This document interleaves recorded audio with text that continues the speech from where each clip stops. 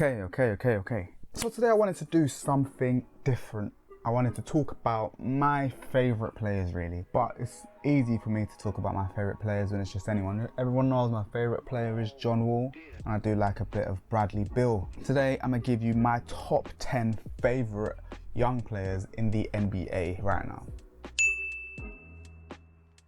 From the very beginning, at number 10, we have Jordan Poole / Deni Avdija. Two people there. I know I said top 10 and it's top 11, but Jordan Poole / Deni Avdija. Deni Avdija's, I love defense. As a man, I'm quite a big fan of defense in the NBA.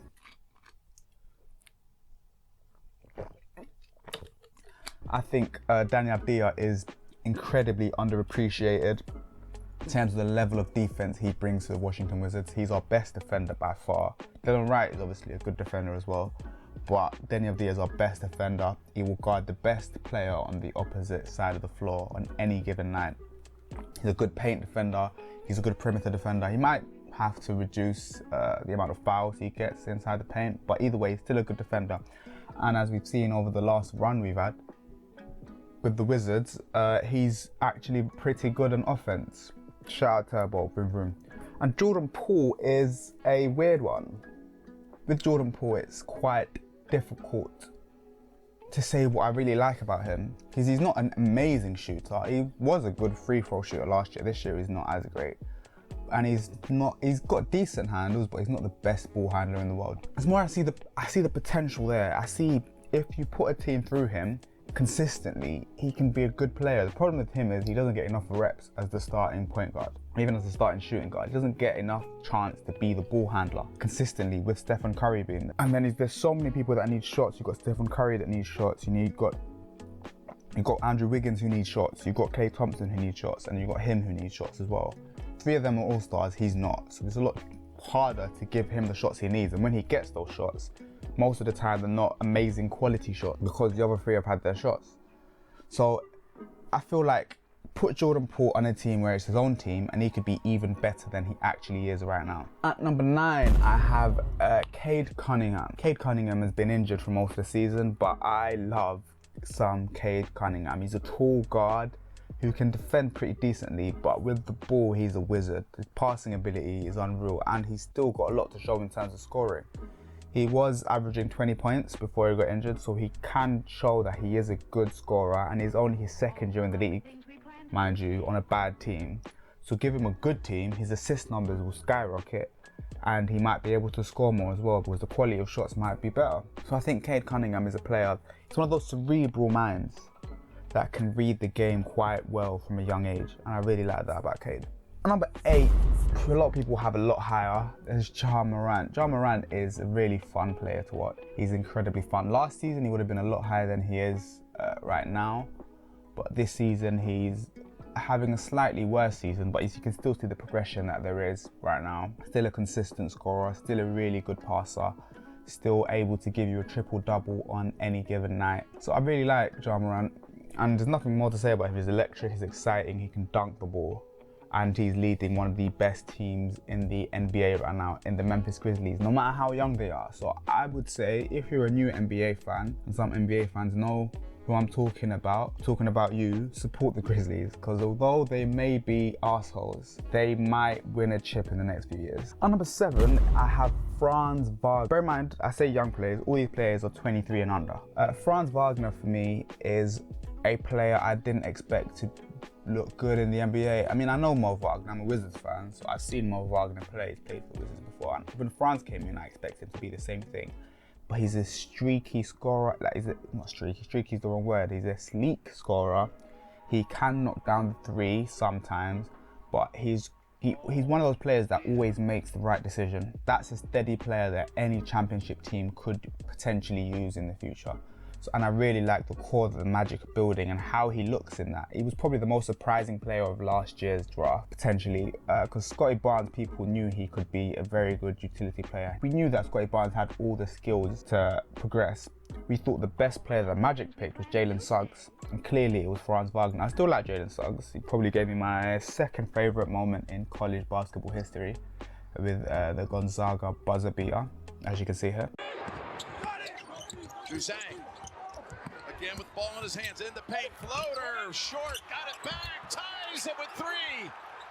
Gonzaga has time to do something. Suggs for the win. Oh, yes! Oh, yes! Unbelievable! Unbelievable! The perfect season remains on go.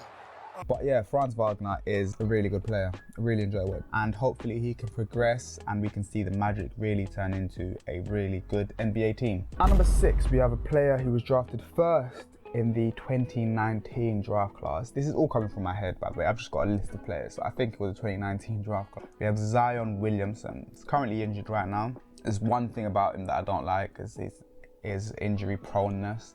That might be a thing due to his size. You know, he weighs a lot for being a 6'6" power forward. Quite detrimental to his health and detrimental to him injury-wise.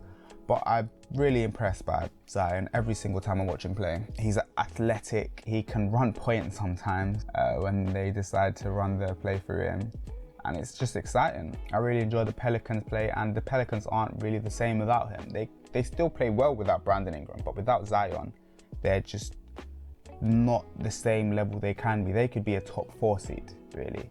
The Pelicans with Zion and Brandon Ingram and CJ McCollum. And so Zion, you know, I like players that were touted to be amazing players and end up being amazing players. You know, your Lionel Messi, your Cristiano Ronaldo's, your LeBron James's, Michael Jordan, you know, players that were expected to be the best players and they end up being the best players. He's an all-star starter this year. Zion Williamson from Duke University. You are my number 6. Now we're heading into the top 5. Quickly, I will give you an honourable mention. An honourable mention to Scotty Barnes. I really want Scotty Barnes to do well. This season he's had a bit of a sophomore slump, but that's okay. He's still playing pretty okay. The Raptors in general haven't been good, so it might just be the effect of the Raptors not being good leading to him not being good. And him being less of an option with Pascal Siakam playing at an all-NBA level. It's a little bit difficult for him to get the ball as much, get as many high-quality shots as he possibly can. But honourable mention to Scotty Barnes. I almost called him Scotty Pippen there, because he's been a really good NBA player in his career so far, and hopefully he can progress to be an all-star level player next season. At number 5, we're using a bit more energy now, because this is my top 5 young players in the NBA, under 23. At number 5, we have my favourite rookie in this class, Paolo Banchero. I think he can truly be a generational talent. I watched a little bit of Paolo with Duke last year, and I thought he could be a good NBA scorer, but you never really know with the translation to college, because college basketball is so team-oriented, especially a team like Duke. It's incredibly team-oriented. And you can see the skills somebody has, but the skills aren't necessarily flourishing as much as they would in their rookie year. And Paolo Banchero has looked like an amazing scorer. He reminds me of Carmelo Anthony. And I've said before, Carmelo Anthony and LeBron James mixed together is Paolo Banchero. Paolo Banchero has that stockiness, but he has that pure ability to just get bucket after bucket after bucket. And he's a mean guy. I like Paolo Banchero.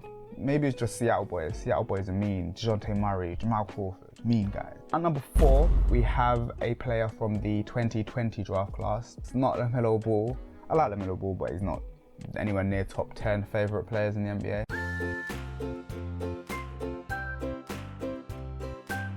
I think my thing with LaMelo Ball is he's very flashy for no reason, and I hate his shot form. I've got a thing with shot. I really don't like LaMelo Ball's shot form.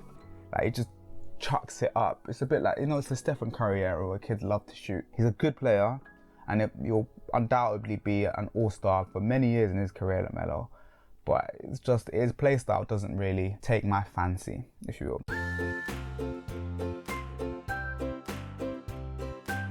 But one player that does take my fancy is Anthony Edwards. I think he can prove to be one of the best scorers in the NBA. I think the Minnesota Timberwolves have missed the mark by not rebuilding around him. They decided to build around Cat, even though last year we saw that Anthony Edwards is special.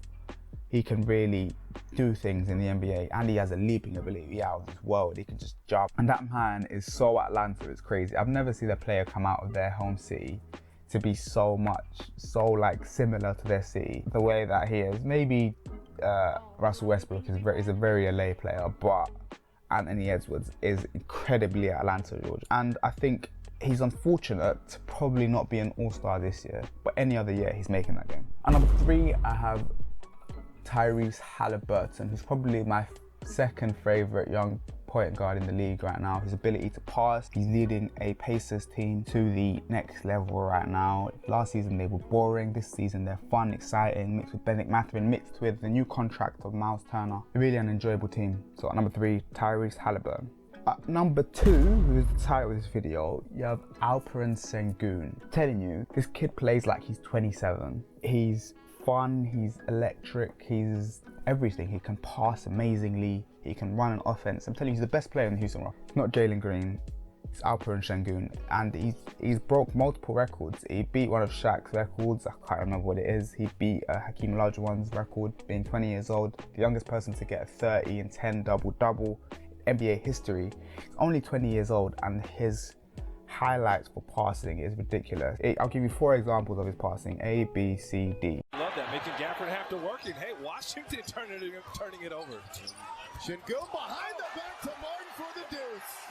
It's not that he's showing off a little bit, but that's a natural pass for him. Siakam uses the Martin pick. Oh, Tommy got a piece of that. Remember last year. Thank you, OKC. Into the lane. He drew 3 defenders and then pulled off the no-look behind the back bounce pass to Tate on a dime for 2. Incredible. Directing traffic. Spin move baseline. Double team. Behind the back to Christopher for the dunk. He's got eyes in the...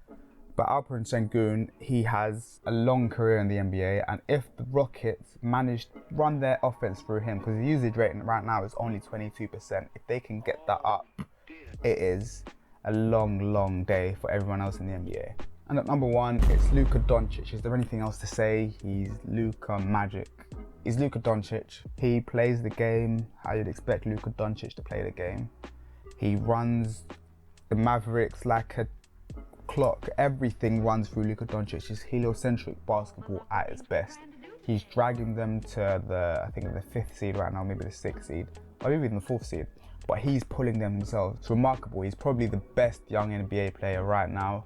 For me, he is top 3 in the MVP conversation. It's between Nikola, Jokic, Embiid, and Doncic. I have Nikola Jokic first, then it's Embiid and Doncic in 2 and 3. But Luka Doncic, we have a whole video on him. You can check that out, and you can see how in awe I am of Luka Doncic. But for me, he's my favorite under-23s player in the NBA. So that is it from me. The iPad has gone off. Hopefully we've learned something about my favorite players, and you can back my favorite players as well. Really big fan of Alperen Sengun. Big up Turkey, big up my Turkish basketballers out there. But Alperen Sengun is one of the best young players in the NBA, and one day people will see that. Please like, comment and subscribe, and I'll see you in a bit. Boom.